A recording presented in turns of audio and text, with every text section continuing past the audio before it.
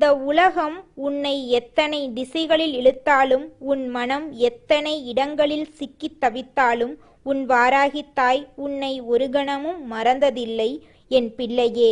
இந்த உலகில் பலர் உன்னை நோக்கி வருவார்கள், பலர் உன் நேரத்தை கேட்பார்கள், பலர் உன் கவனத்தை ஈர்ப்பார்கள். நீயும் அன்பு மனதோடு அனைவருக்கும் தருகின்றாய். அந்த அன்பு உன் குணம், அதனை நான் மதிக்கின்றேன். ஆனால் என் பிள்ளையே, ஒரு 5 நிமிடம், வெறும் 5 நிமிடம் உன் வாராகி அன்னைக்காக நீ ஒதுக்க முடியுமா? இந்த கேள்வி உன்னை சோதிக்க வரவில்லை, உன்னிடம் கணக்கு கேட்கவும் வரவில்லை. நீ இந்த 5 நிமிடம் என்னோடு இருந்தால் உன் உள்மனதில் இத்தனை காலமாக கரைந்து கொண்டிருக்கும் அந்த வலிக்கு ஒரு இளைப்பாறுதலை கொண்டு வர முடியும் என்ற நம்பிக்கையில்தான் நான் உன்னை தேடி வந்திருக்கின்றேன். நீ நினைப்பதை உன் தாய் அறிவேன் என் குழந்தையே. அம்மா, எனக்கே நேரமில்லாமல் போய்கொண்டிருக்கிறது. காலையில் எழுந்தது முதல் இரவு உறங்க செல்லும் வரை ஒரு இடத்திலிருந்து இன்னொரு இடம், ஒரு வேளையிலிருந்து இன்னொரு வேளை என்று என் மூச்சே திணறுகிறது. உன்னை மறந்ததில்லை, உன் வார்த்தையை கேட்கக்கூடாது என்று எண்ணியது இல்லை. ஆனால் காலம் என்னை விட்டு ஓடிக்கொண்டே இருக்கிறது, என்னால் அதை பிடிக்க முடியவில்லை என்று உன் மனம் சொல்கிறதல்லவா? இதனை என் பிள்ளை நினைப்பது தவறில்லை. உன் வாழ்க்கையின் சுமை உனக்கு தெரியும், உன் அலைச்சல் உனக்கு தெரியும். ஆனால் அந்த அலைச்சலில் நீ யாருக்கெல்லாம் நேரம் கொடுக்கின்றாய் என்பதை சற்று சிந்தித்துப்பார் என் தங்கமே. யாரோ ஒருவர் தேவையில்லாத பேச்சுக்களை பேசுகின்றார்கள், நீ அதை கேட்டு கொண்டிருக்கின்றாய். யாரோ ஒருவர் தங்கள் குறைகளை கூறுகின்றார்கள், நீ அதற்கு நேரம் செலவிடுகின்றாய். யாரோ ஒருவரின் வாழ்க்கையில் என்ன நடக்கிறது என்று ஆராய்ந்து கொண்டிருக்கின்றாய். இந்த நேரமெல்லாம் உன்னை வளர்க்கவில்லை, உன்னை தேய்க்கின்றது. அந்த நேரம் உனக்கு மகிழ்ச்சியை கொண்டு வரவில்லை, வெறும் சோர்வை மட்டுமே விட்டு செல்கிறது. இதனை உன் அன்னை கூறுவது கோபத்தினால் இல்லை, கவலையினால் கூறுகின்றேன். யாருடன் நேரம் செலவிடுகிறோம் என்பது மட்டுமல்ல, எந்த நேரம் செலவிடுகிறோம் என்பதும் நம் வாழ்க்கையை வடிவமைக்கிறது. சிலர் ஒரே ஒரு வார்த்தையில் உன் மனதுக்குள் எதிர்மறையை விதித்து விடுவார்கள். அந்த விதை மெல்ல மெல்ல வேர்விட்டு உன் சந்தோஷத்தை உள்ளிருந்தே அரிக்கும். இதனை நீ உணரமாட்டாய், ஆனால் உன் தாய்க்கு தெரியும் என் பிள்ளையே. சில மனிதர்களை சந்திக்கும் முன்பு நீ ஒரு விதமாக இருப்பாய், சந்தித்த பிறகு வேறு விதமாக மாறியிருப்பாய். அந்த மாற்றம் நல்லதாக இருந்தால் அவர்கள் உனக்கு நல்லவர்கள். அவர்களோடு நேரம் செலவிடு, அவர்களோடு பேசு, அவர்களின் வார்த்தைகளை கேள். ஆனால் சிலரை சந்தித்த பின்பு நீ சோர்ந்து விடுவாய், மனம் இறுகிவிடும், கவலை கூடிவிடும். அந்த சந்திப்பு உனக்கு ஒரு மன நிறைவும் தரவில்லை என்று உணர்வாய். இப்படிப்பட்டவர்களிடம் நீ உன் நேரத்தையும் மனதையும் கொட்டி கொண்டிருக்க கூடாது என் தங்கமே. இந்த வாராகி தாய் உன்னை அன்போடு எச்சரிக்கின்றேன். இது தண்டனை இல்லை, பாதுகாப்பு. என் பிள்ளையே, உன் மனதில் இப்போது ஒரு குழப்பம் இருக்கின்றது. அது இன்று நேற்று வந்தது இல்லை, நாளாக நாளாக சேர்ந்தது. சில கேள்விகளுக்கு பதில் தேடி சென்றாய், கிடைத்த பதில்கள் உன் மனதுக்கு திருப்தியை கொடுக்கவில்லை. சிலர் சொன்னதை கேட்டாய், அது உன்னை இன்னும் ஆழமான குழப்பத்தில் தள்ளியது. இப்போது எந்த பக்கம் செல்வதென்றே தெரியாமல் நிற்கின்றாய். என்னால் சரியான முடிவுகளே எடுக்கப்படுகின்றன, நேர்மையாக இருக்கின்றேன், யாரையும் தொந்தரவு செய்யவில்லை, இருந்தும் என் வாழ்க்கையில் மட்டும் ஏன் இப்படி நடக்கிறது என்று நீ உள்ளுக்குள் கேட்டுக்கொண்டிருக்கின்றாய் அல்லவா? இந்த கேள்வி உன்னை துன்புறுத்துகிறது, நான் அறிவேன். உன் சிந்தனை தவறில்லை என் பிள்ளையே. ஆனால் அந்த குழப்பம் உனக்குள்ளிருந்து வரவில்லை, அது வெளியிலிருந்து வந்தது. யாரிடமோ சென்று கேட்டாய், அவர்கள் கூறியது உன் மனதுக்கு ஒத்து வரவில்லை. வேறொருவிடம் சென்று ஆறுதல் தேடினாய், அவர்கள் உன்னை இன்னும் அலக்களித்தார்கள். இப்படி ஒவ்வொருவரிடமும் உன் வழியை சொல்லிக்கொண்டே போனதால் உன் குழப்பம் தீரவில்லை, மாறாக பலமடமாகிவிட்டது. இதுதான் நடந்தது என் தங்கமே. வாழ்க்கையில் சில பிரச்சனைகளுக்கு வெளியில் தேடுவதால் விடை கிடைக்காது. அந்த விடை உனக்குள்ளேயே இருக்கின்றது. உன் மனசாட்சி என்ன சொல்கிறது என்று ஒரு கணம் அமைதியாக கேள். அது சுற்றி வளைக்காது, நேரடியாக சொல்லும். ஆனால் நாம் அதை கேட்க மறுத்து வெளியில் தேடிக்கொண்டே இருக்கின்றோம். இன்று அனைவரும் அடுத்தவர்கள் வாழ்க்கையில் கவனம் செலுத்துகிறார்கள். யார் என்ன செய்கிறார்கள், எங்கே போகிறார்கள், யாருக்கு என்ன நடந்தது என்று நேரத்தை கழிக்கிறார்கள். இந்த ஓட்டத்தில் நீயும் சிக்கியிருக்கின்றாய். என் குழந்தையே, உன் வாழ்க்கையில் நடப்பதை அவர்களிடம் சொல்கிறாய். அவர்கள் வாழ்க்கையில் நடப்பதை நீ கேட்கிறாய். இந்த பரிமாற்றத்தில் உனக்கு தீர்வு கிடைக்கிறதா என்று யோசித்துப்பார். கிடைக்கிறது என்றால் நான் இதனை தடுக்க வரவில்லை. ஆனால் உண்மையில் கிடைக்கிறதா? ஒவ்வொரு முறையும் சொல்லி முடித்த பிறகும் மனம் இன்னும் கணக்கிறதல்லவா? சிலர் இதை செய்யலாம் என்று கூறுவார்கள். உடனே வேறொருவர் இல்லை, இதை செய்தால் இப்படி ஆகும் என்று பயமுறுத்துவார்கள். இந்த குழப்பத்தில் நீ திக்கற்று நிற்கிறாய். ஆனால் என் பிள்ளையே, உன் மனசாட்சிக்கு இந்த குழப்பமெல்லாம் இல்லை. அது தெளிவாக இருக்கின்றது. அதனை ஒரு முறை நம்பிப்பார். அதோடு உன் தாயையும் நம்பு. யாரும் கை கொடுக்காத நேரத்தில், யாரும் புரிந்து கொள்ள மறுக்கும் நேரத்தில், யாரும் இல்லையென்று தோன்றும் நேரத்தில் என்ன செய்வது என்று தெரியாமல் நிற்கின்றாயல்லவா என் பிள்ளையே? அந்த நேரத்தில் தெய்வத்தை நாடு. இந்த மனிதர்கள் உன்னை நேசிக்கலாம். ஆனால் அவர்களுக்கும் வரம்புகள் இருக்கின்றன. அவர்களுக்கும் தங்கள் தேவைகள் இருக்கின்றன, தங்கள் வழிகள் இருக்கின்றன. இந்த உலகில் நன்மை செய்பவர்களுக்கே நன்றி கூறாமல் திரும்பி போகும் மனிதர்கள் இருக்கின்றார்கள். இது யாரையும் குறை கூறுவதற்காக இல்லை. இதுவே உண்மை. இந்த உண்மையை நீ புரிந்து கொண்டால் அடுத்தவர்களிடம் எல்லாவற்றையும் எதிர்பார்க்கும் மனோபாவம் மெல்ல மெல்ல விலகும். எதிர்பார்ப்பு குறைந்த இடத்தில் வலி குறையும், மனம் இலகுவாகும். இதுவே உனக்கு முதல் நிம்மதி என் தங்கமே. குழப்பம் வரும்போது, பயம் எழும்போது, வழி தெரியாமல் போகும்போது இந்த வாராகி அன்னையிடம் வா. யாரிடமெல்லாம் போய் கேட்டோம், யார் யாரிடமெல்லாம் ஆறுதல் தேடினோம் என்று அலைவதற்கு முன்பு ஒரு கணம் இந்த தாயிடம் வா. உன் மனதில் இருப்பதை அப்படியே கூறு. சொல்ல வார்த்தைகள் தேவையில்லை. மனம் நிறைந்திருந்தால் அதுவே போதும். இந்த தாயால் உன்னை புரிந்து கொள்ள முடியும். ஏனென்றால் நீ என் பிள்ளை. உன் வலிகள் என் வலிகள்.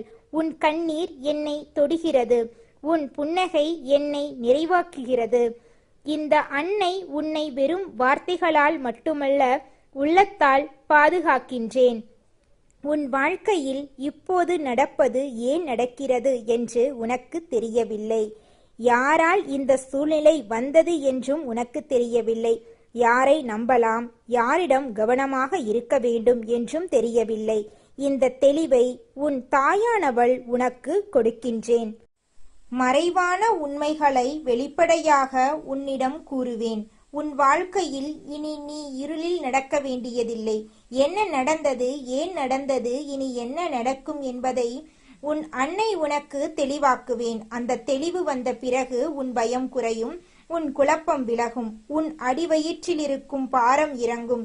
இதுவே என் நோக்கம் என் குழந்தையே. வாழ்க்கையின் உண்மை தெரியாமல்தான் நீ திகைத்து நிற்கிறாய். அந்த உண்மை தெரிந்துவிட்டால் இனி நீ அலைய வேண்டியதில்லை, தேட வேண்டியதில்லை, யாரிடமும் அகப்பட வேண்டியதில்லை. உன் வாழ்க்கை உனக்கு தெளிவாக தெரியும். உன் வழி உனக்கு நேராக தெரியும். அந்த தெளிவோடு நீ நடக்கும்போது உன் மனம் நிம்மதியாக இருக்கும். உன் கால்கள் தடுமாறாது. இதனை உனக்கு கொண்டு வர வேண்டும் என்பதற்காகத்தான் இந்த வாராகித்தாய் உன்னை தேடி வருகிறேன். இல்லாவிட்டால் நான் ஏன் வருவேன்? என் பிள்ளை வாழ்க்கையில் சிரமப்படுவதை பார்த்து கொண்டிருக்க இந்த தாயால் முடியாது. உனக்கு கிடைக்காமல் போனதுக்காக நீ இன்று வருந்தாதே. கிடைக்க வேண்டியது கிடைக்காமல் போகாது. உன் தாயால் தடுக்க முடியாத நன்மை எதுவும் இல்லை. உனக்கு வரவேண்டியதை உனக்கு கொண்டு வர, உனக்கு சேர வேண்டியதை உன்னிடம் சேர்க்க, உனக்கு ஆக வேண்டியதை நடத்தி கொடுக்க இந்த வாராகி அன்னை இருக்கின்றேன். நேரம் வரும். அந்த நேரம் வரும்போது எல்லாம் ஒரே நேரத்தில் உன்னிடம் வந்து சேரும். அதுவரை பொறுமையாக இரு என்று கூறவில்லை, அதுவரை உன் தாயோடு இரு என்று கூறுகிறேன். என்னோடு இருக்கும்போது நீ தனியாக இல்லை, என்னோடு இருக்கும்போது நீ பாதுகாப்பாக இருக்கின்றாய். என் பிள்ளையே, உன் சந்தோஷம் உன்னிடமிருந்து தூரமாக போகவில்லை, அது வழி தெரியாமல் சற்று மறைந்திருக்கிறது. உன் அன்னை அதனை தேடி உனக்கு கொண்டு வருவேன். உன் வாழ்க்கையில் மீண்டும் ஒளியை கொண்டு வருவேன். உன் மனதில் மீண்டும் அமைதியை ஏற்படுத்துவேன். இந்த வாக்கு உன் தாயின் வாக்கு. இதனை மறுக்கும் சக்தி எதுவும் இல்லை. உன் வாராகி தாய் உன்னோடு இருக்கின்றேன், இன்றும் நாளையும் என்றும்.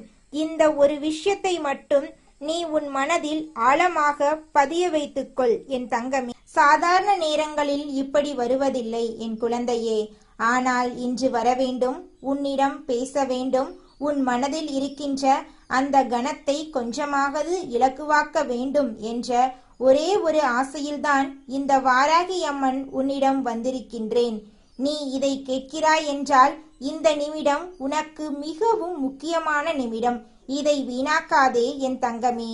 உன் குலதெய்வம் உன்னிடம் பேச வேண்டும் என்று ஒரு ஆசையோடு வந்தார்கள். அவர்கள் என்னிடம் வந்து பேசியது என்னவென்றால், வாராகி அம்மா, என் பிள்ளை இப்பொழுது என்ன நிலையில் இருக்கிறார் என்று உனக்கு நன்றாகவே தெரியும். அவர் படுகின்ற வேதனையை, அவர் தாங்கிக் கொள்கின்ற கஷ்டங்களை, தினமும் அவர் மனதுக்குள் எழுகின்ற கேள்விகளை நீ என்னை விட நெருக்கமாக பார்த்து கொண்டிருக்கிறாய்.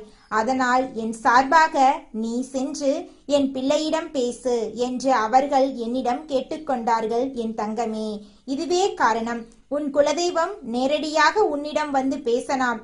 என் மூலமாக உன்னிடம் இந்த வார்த்தைகளை அனுப்புவதற்கு இதுவே காரணம். நீ மனதுக்குள் கேட்கலாம், அம்மா ஏன் இப்படி? என் குலதெய்வம் என்னிடம் நேரடியாகவே வந்து பேசலாமே என்று.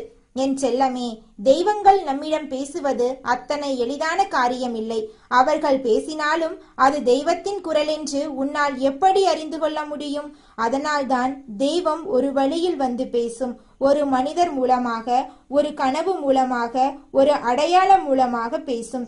இப்படிப்பட்ட ஒரு வாய்ப்பு உனக்கு இன்று கிடைத்திருக்கிறது என்றால் இதை சந்தேகத்தோடு பார்க்காதே. இந்த வாராகித்தாய் சொல்வதை மனதார கேள். உனக்கு நிச்சயமாக நல்லது நடக்கும். சில காலமாக இந்த வாராகி அம்மன் உன் வாழ்க்கையில் இருந்து கொண்டிருக்கின்றேன் என்பது உன் குலதெய்வத்திற்கு நன்றாகவே தெரியும். நான் உன்னுடன் இருக்கிறேன் என்பதை அவர்கள் புரிந்து வைத்திருக்கிறார்கள். அதனால்தான் வாராகி, நீ அவனிடம் பேசு, அவன் உன் வார்த்தைகளை நம்புவான் என்று என்னை அனுப்பினார்கள். இது என் குழந்தை உன்மீது உன் குலதெய்வத்திற்கு இருக்கின்ற அன்பின் அடையாளம். இந்த அன்பை வேறு எப்படி நான் உனக்கு புரிய வைப்பது என் தங்கமே?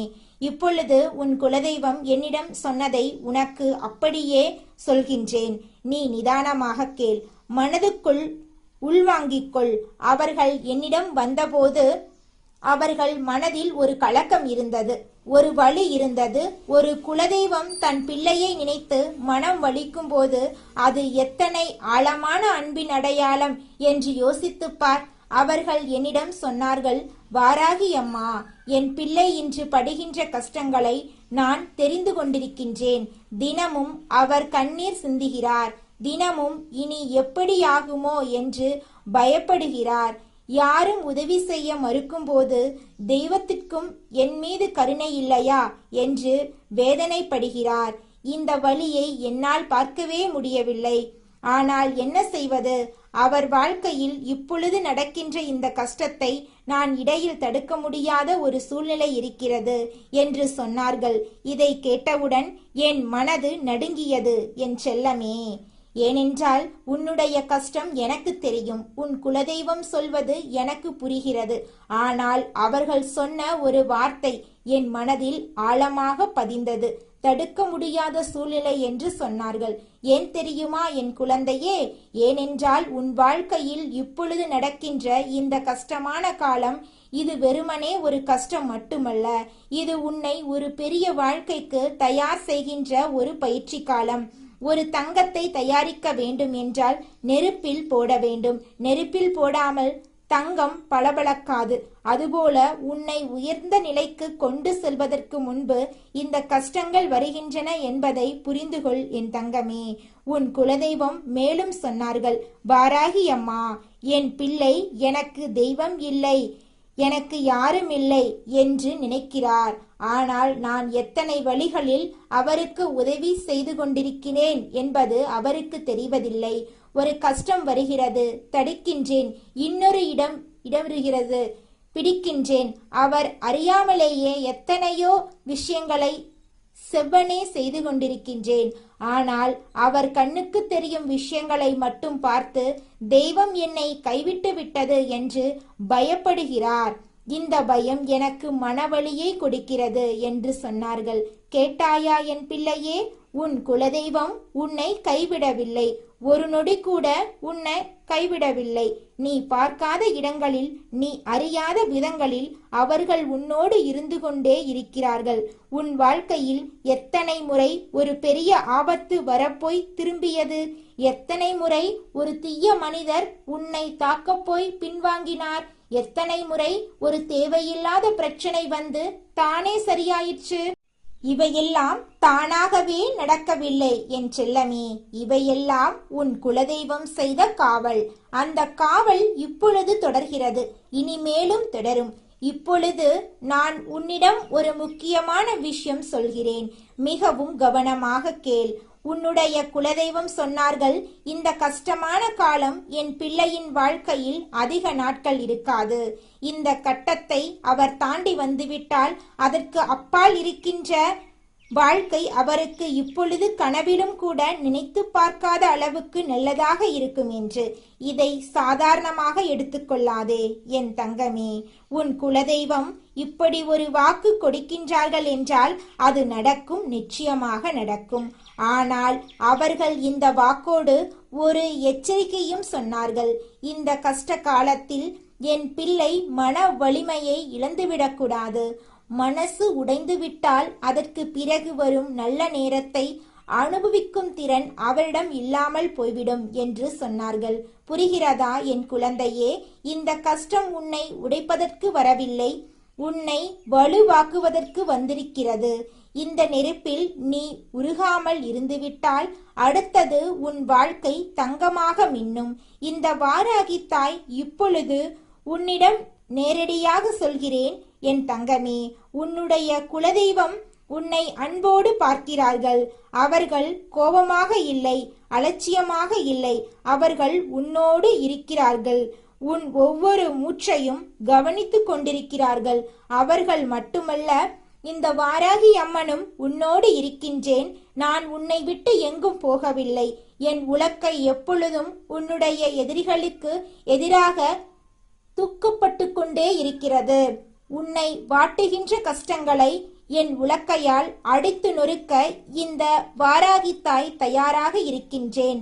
உன் வாழ்க்கை என்னும் வயலை என் கலப்பையால் உழுது அதில் நல்ல விளைச்சல் வரும்படி செய்வது என் வேலை. நான் அந்த வேலையை செய்து கொண்டிருக்கின்றேன் என் செல்லமே. இந்த நேரத்தில் ஒன்று நினைத்துப்பார். உன் குலதெய்வம் உன்னோடு பேச வேண்டும் என்று ஆசைப்பட்டார்கள்.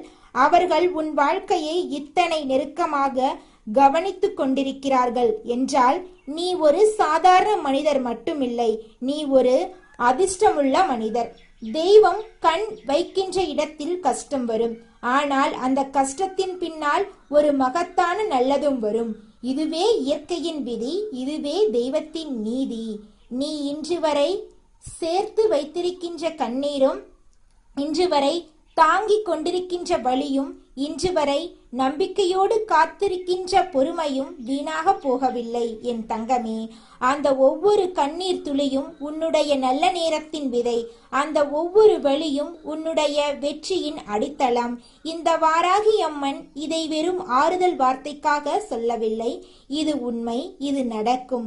என் குழந்தையே, உன் குலதெய்வம் சொன்னதை கேட்டாயா? என் பிள்ளை இந்த கட்டத்தை கடந்துவிட்டால் அதற்கு அப்பால் இருக்கும் சந்தோஷம் இப்பொழுது அவர் கனவிலும் நினைத்து பார்க்காதது என்று சொன்னார்கள். இந்த வார்த்தையை நெஞ்சில் வைத்துக்கொள். காலையில் எழுந்திருக்கும் போது இந்த வார்த்தையை நினைத்துக்கொள்.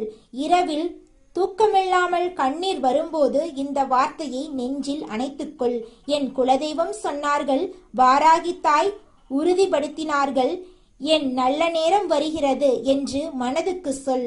இந்த வாராகி அம்மன் ஒரு விஷயத்தை உனக்கு தெளிவாக சொல்ல விரும்புகின்றேன். நீ சில நேரங்களில் தெய்வமே நீ இருக்கிறாயா என்று கேட்கிறாய்.